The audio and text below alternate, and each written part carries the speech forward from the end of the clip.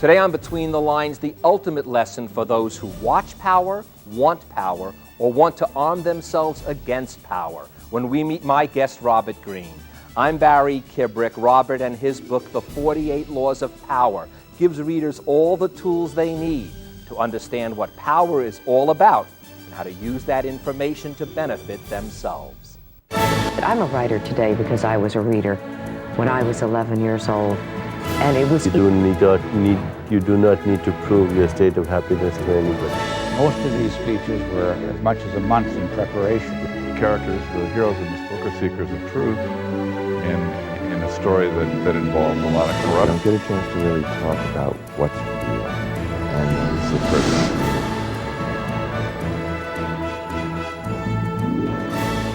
The feeling of having no power over people and events is generally unbearable to most of us. When we feel helpless, we feel miserable. No one wants less power, everyone wants more.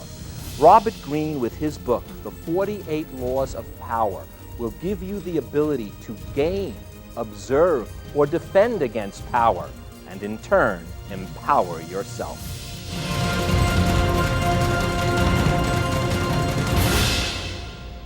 Robert, welcome to the show. When we spoke earlier, I told you this is the first book in the history of Between the Lines that I read on my own, that a publicist did not submit to me.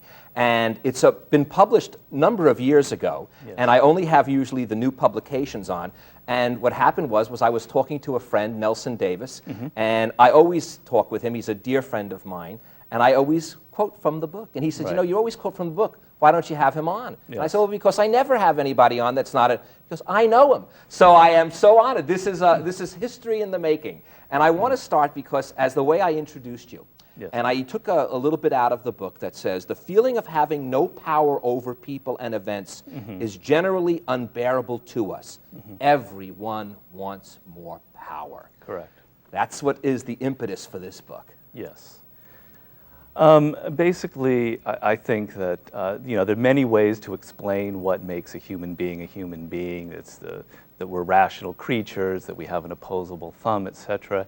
And I thought that there was something a little more elemental, that there's something in our animal nature that isn't quite gotten at in a lot of these books that are written about power and who we are. And just in my own personal experience and in my wide-ranging reading of history, I've just noticed this trend that everybody wants power. And power it's generally seen in the sort of ugly light of you want power, you want to become president, you want to take over other countries, but it's not that. I know, it's very funny you should say that. That was my son's first concern. He says, Dad, this seems like an awfully harsh book. And in fact, one of the lines I was going to even say, there is that sort of devious part of power that is a little unsettling for the human being. Yes, and I maintain that in our country, in our culture in particular, there's a lot of kind of negativity and guilt around the whole phenomena of power.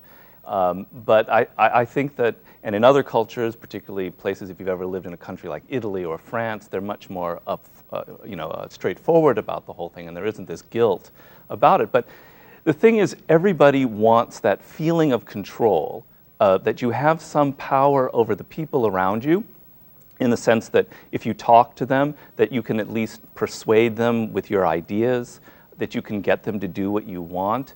That you have just a feeling of control in your life, and the sense that you can't control anything, that you have no influence over the people around you, you have no influence over your wife, your kids, your boss, your colleagues, is so miserable that it will turn you into almost like a monster, basically. And that a person who is happy with themselves and feeling comfortable with this knowledge that they want power is actually, in the long run, a better person to be around.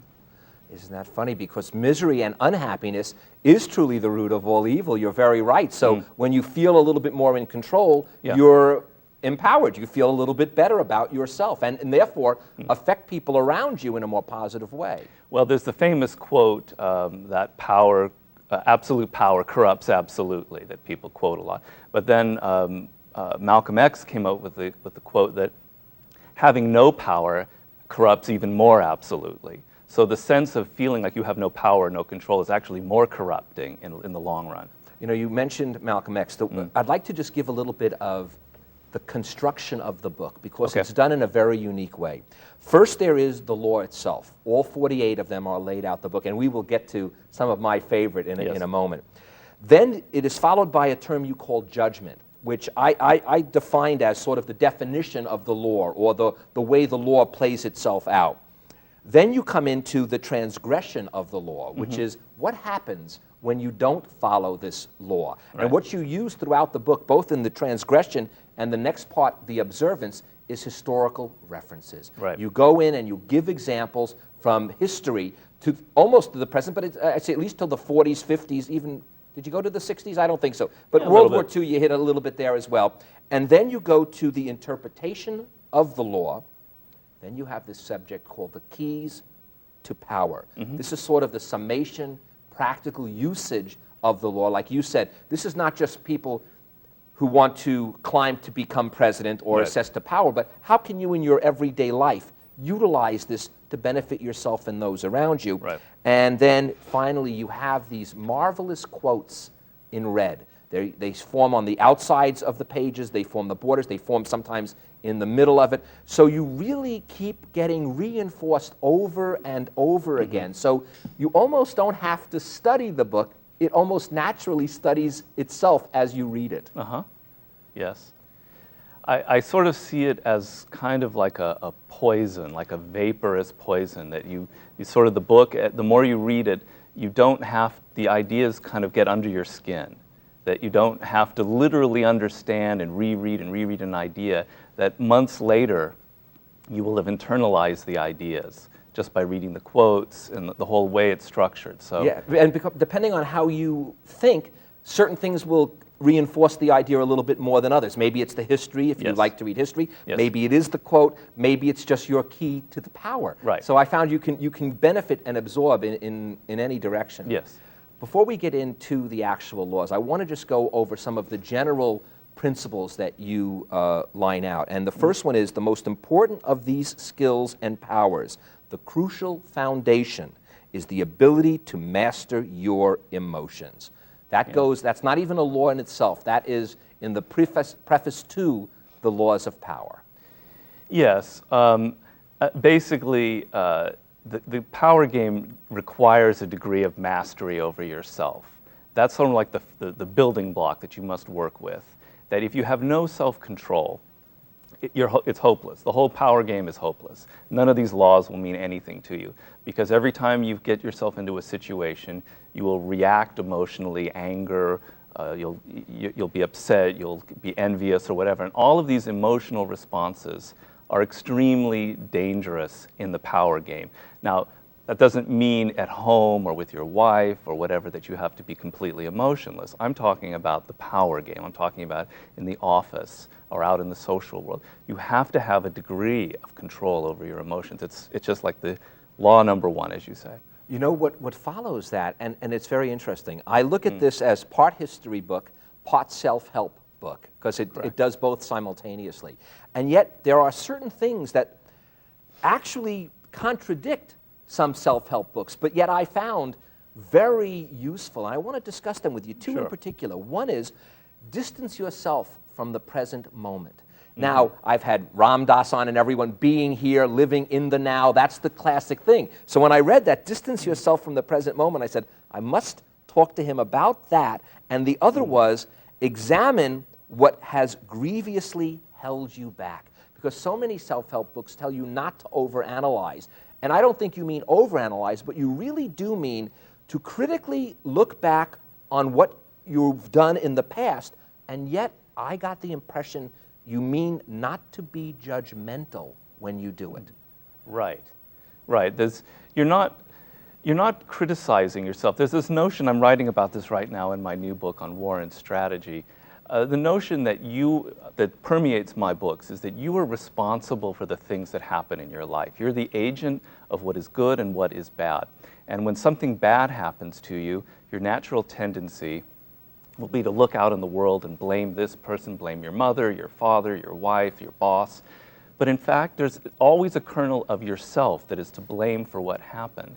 And so the process that's involved in this that I talk about in the book is you look at yourself and you examine how perhaps something you did, something you said, something in your planning was wrong, and that was what caused this problem.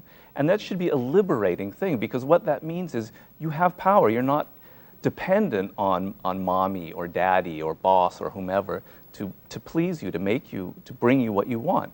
You are the one responsible for it. So when you're looking at yourself and analyzing yourself, it's not with this heaviness of, oh my gosh, I'm just such an awful person, I hate myself.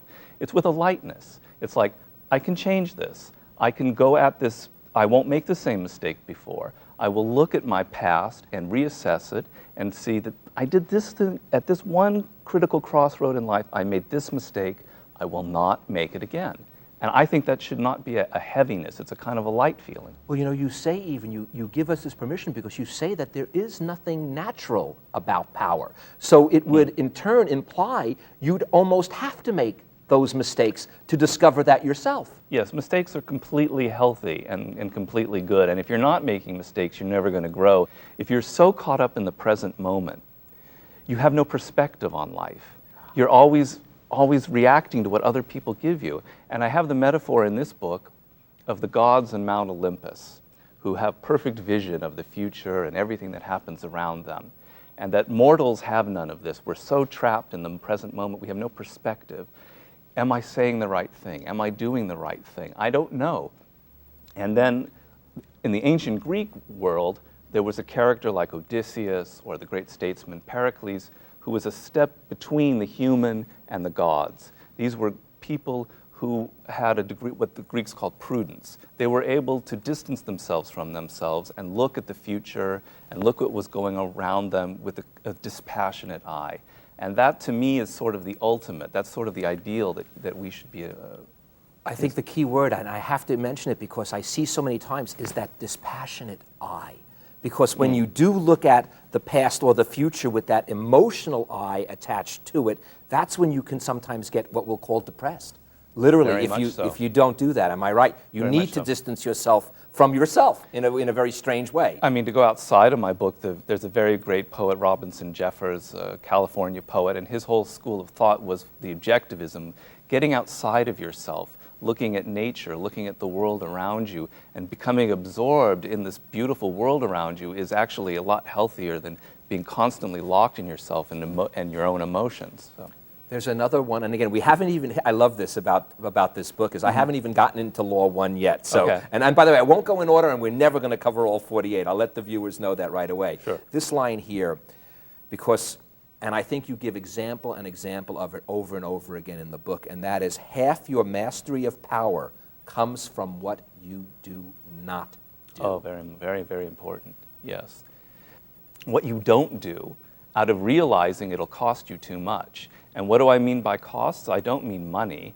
I mean time. I mean your emotional entanglement in something that's not worth it, on and on. But most importantly, time.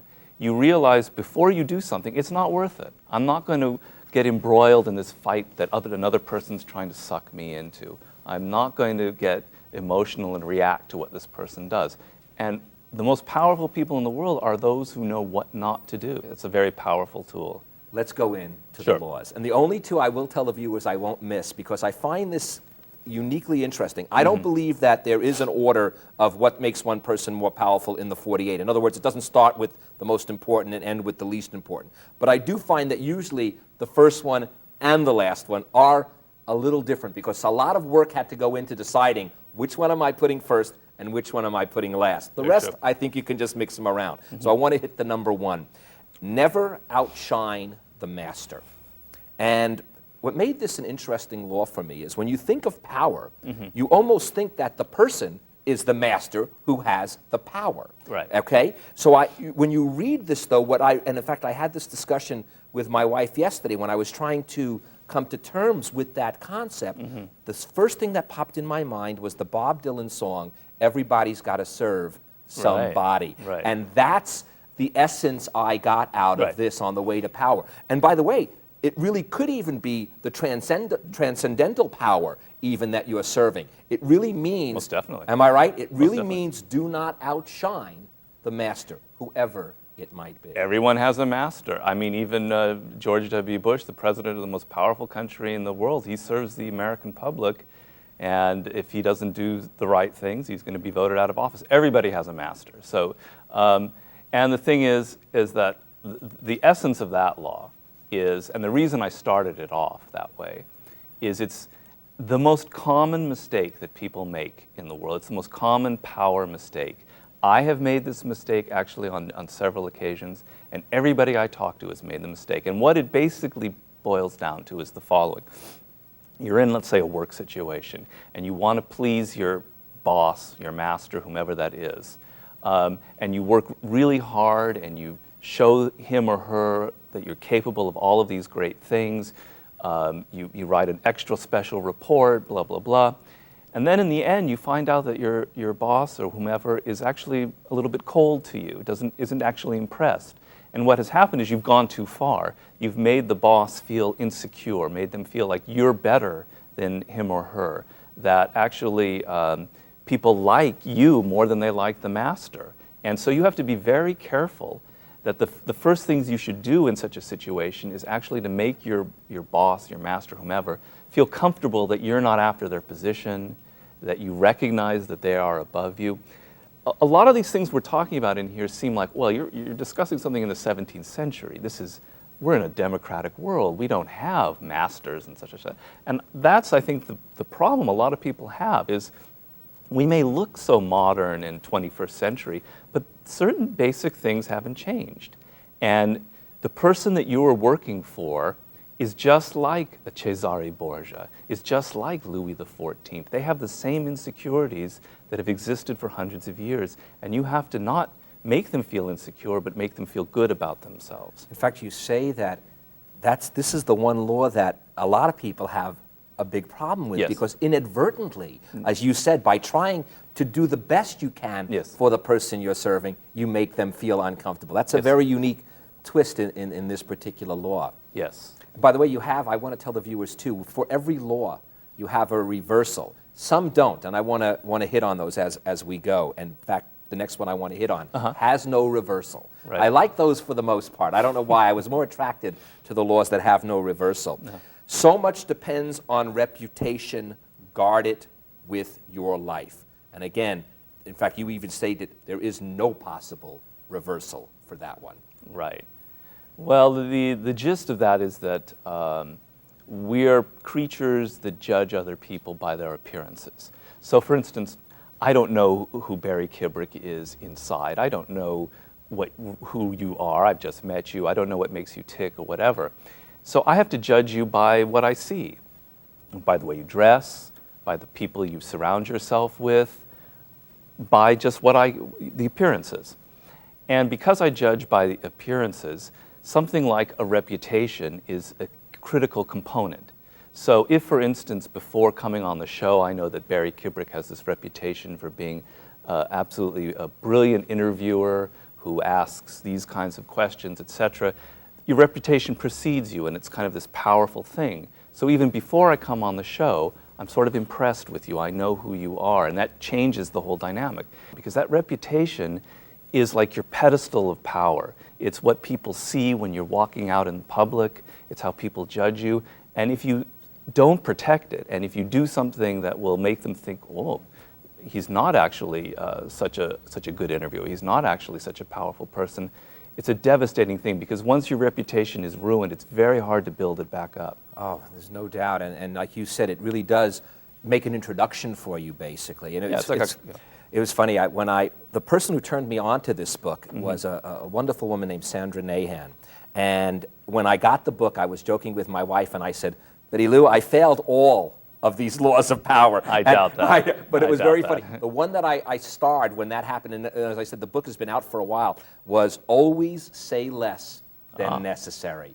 And I know that was something that I had to take control of, because I know, I even joke with my own bosses here, the joke was always, not only do I gild the lily, I'll gild the gilded lily. And you have to be very cautious of that. Well, as an interviewer, though, you have to be able to talk a little bit. Maybe that's where the reversal on this one will come in, of course. Yeah. But still, it's not saying more than you have to say to get to where you need to go. I could have almost started the book with that law because that's the second biggest mistake that people make. See, I'm going in order here from my own mistakes. I mean, and we've all had the feeling. You go on a job interview and you're nervous and you just talk and talk and talk, and in the process of talking, you say something that's probably stupid, you probably say something that's going to offend the person, you don't really know, but you just have this feeling, I talk too much. And so what you have to do is you have to get control of your tongue, and you have to learn that in any situation, of course when you're in the house you can relax a little bit, but in any kind of situation in the world, you have to basically be aware of yourself, be aware how other people are perceiving you. And the person who, let's say in a meeting, in a work situation, the person who talks too much seems weak, seems like they have no control over themselves. And the person who talks less has a more kind of powerful appearance, more powerful persona. So we said earlier you have to control your emotions. Well, if you can't control your tongue and your propensity to always talk, you're just as hopeless as if you can't control your emotions. When asking for help, appeal to people's self-interest. That's the law. But what I thought the most interesting line was, do not confuse your needs with theirs. And again, I sense when people are striving for something, that has got to be another one of those common mistakes. You are thinking about what you want, what you desire, what you may even know is so right. And yet, if you confuse that with what the needs of those who you're going to, you have a big problem in power. Well, everybody operates by self-interest, and I don't mean by that a negative comment. I think that that's just the truth, and I think if you recognize the truth, it's a lot better. And so I operate by what's in my own self-interest, and everybody else around me does. So when you want to get something from someone, you need their help. You need them. We're always in need of help. You need them to do a favor for you, whatever it is. Your first step has to be detach yourself, become calm. Don't think of what you need and what you want.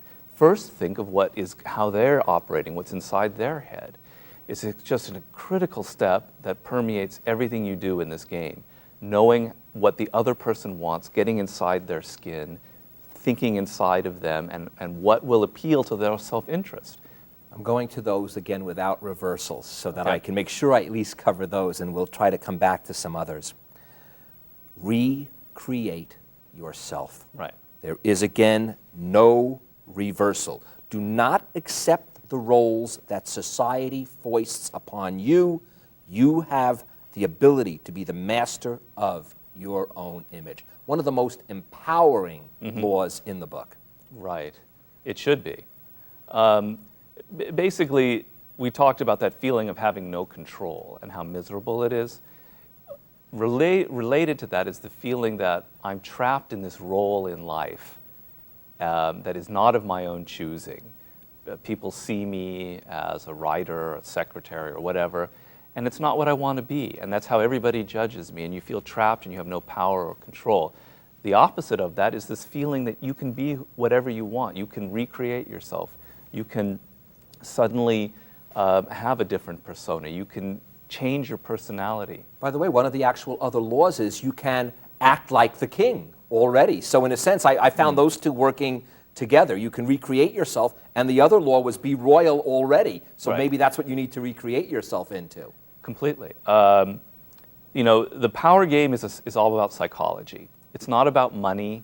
It's not about who you can push around. It's all about psychology. And it begins in how you think of yourself. The one that I thought captured my attention was, do not go past the mark you aimed for. Because in that victory is when you can start to gain problems that you weren't expecting. You know, I did a lot of research for this book, and the theme would repeat itself over and over and over and over again throughout history of the ruler, the country, the empire that became drunk on its own success and didn't know when to stop. It's almost inhuman to know when to stop. And the thing is that the theme I'm talking about is that sometimes success is the worst thing that can happen to you. Because you don't you suddenly lose a sense of what it is that actually happened that led to your success. Sometimes it's luck. Sometimes it's something that you did, but you're not really aware of what you did. And you only think of your success, and you get drunk on it, and you go and you keep doing more and more and more, and it ends up in a disaster. And so there's an expression, the Japanese have it, but it's in all cultures. The moment you have success or victory, that's the time to step back, calm down, reassess where you are, and in fact consolidate and not go ahead, because you're headed towards a disaster otherwise.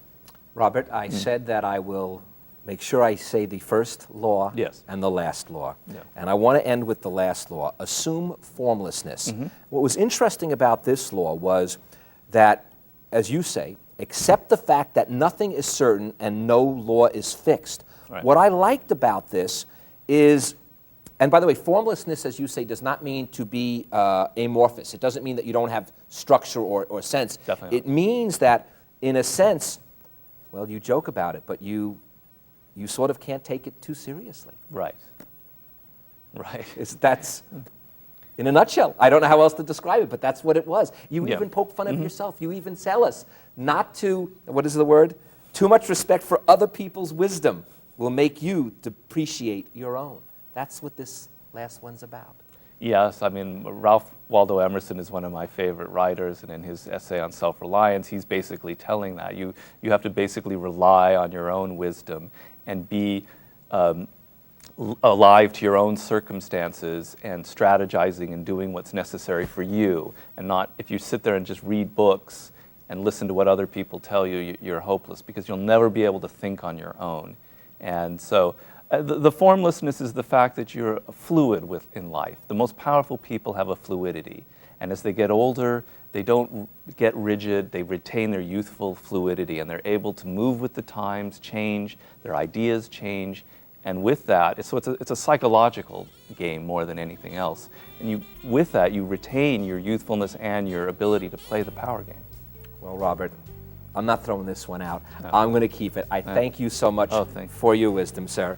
And thank you for joining us today. Now, before Robert leaves, I would like to leave you with these final words by Robert himself from the 48 Laws of Power. Learning to adapt to each new circumstance means seeing events through your own eyes, and often, as Robert just said, ignoring the advice that people constantly peddle your way.